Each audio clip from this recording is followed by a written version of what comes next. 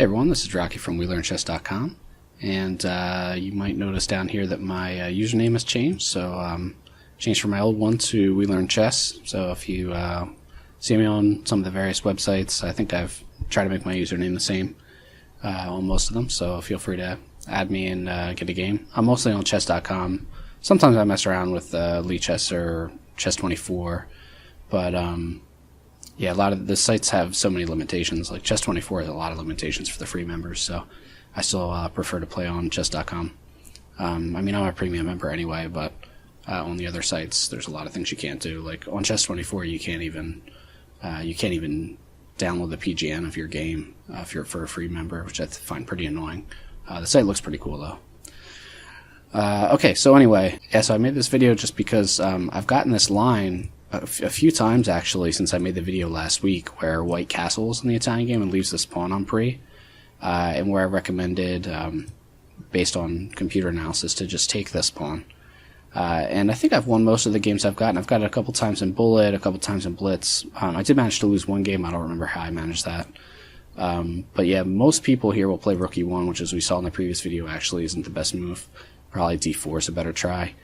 But you can play D5 here, or you would also play D5 against D4. And here, white should actually go to B5, because if he puts the bishop on B5, and then we get something like, let's just say this, and he wants to play D4, then I can't take this pawn with the knight, because it's obviously it's pinned. So we'll see in the game why that matters. But here I've gotten this line a couple times where the person actually just drops this bishop back.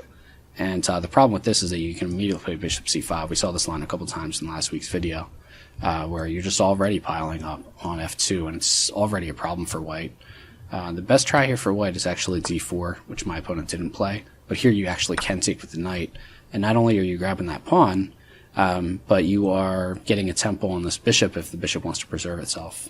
And best play here, according to Stockfish 7, is actually just to cover this diagonal so that it's not blocked off. But here you can actually snap off this bishop, and white doesn't even have time to take this bishop because you can actually take back, and white would just be down a piece in addition to the pawns.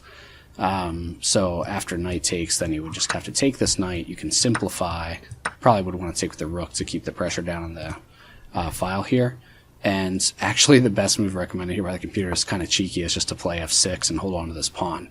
And the thing is, actually you're pretty safe here, so you can go ahead and do it. Like, if white wants to try to undermine the support of the knight, you can just pin this knight to do further simplifications here, and he probably will just even encourage you to take this.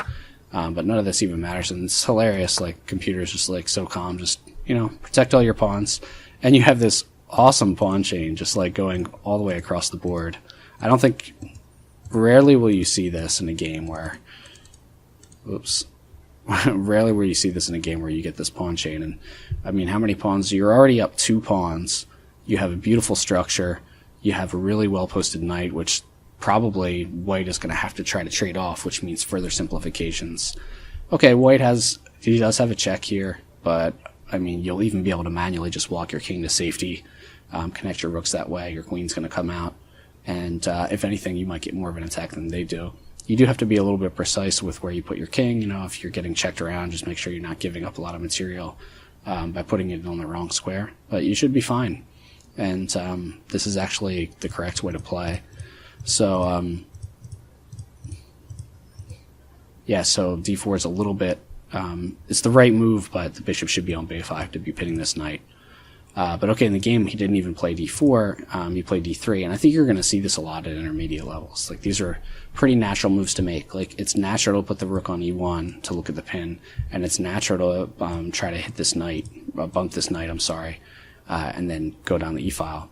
But the problem here is, what I played in the game is just knight takes, and now you're threatening discoveries, and just played a discovered check here. And my opponent blocked here, but I can just take this first because it comes with check. Queen takes, knight takes, and yeah, you're just up material here. You're not going to really be in trouble. He actually didn't play correctly, and neither did I here. He took on e5, and so did I. But actually, I should have played queen e7 here, and just stayed on this just to keep the material that I had, basically. For the rest of the game, I don't think it's that important, actually, to watch. I mean, I played this. You can see a couple more moves if you want. Probably should have played c6 here just to protect this pawn, but I wasn't so worried about holding on to everything. I just wanted to, I just wanted to get safe here because he didn't take on g7. So if he had, probably I would have been fine just castling the other way. But yeah, here again, I'm getting a little lazy. Like, I'm just like, okay, I'll trade queens, and probably the best move, he should take that and take the pawn at least. But he's still down in exchange, and he's still probably lost. So that's why I didn't mind going into that.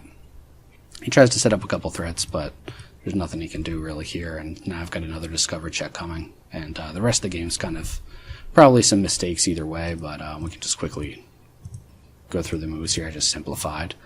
There were better moves, even like just playing the rook over and attacking this knight.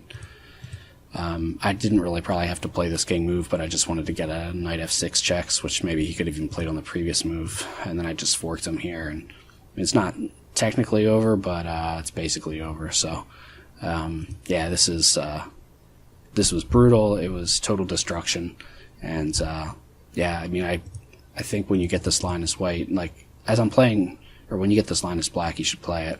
The more I play games on this, I feel I'm getting more and more confident each time. I feel less and less like I'll be coming under attack.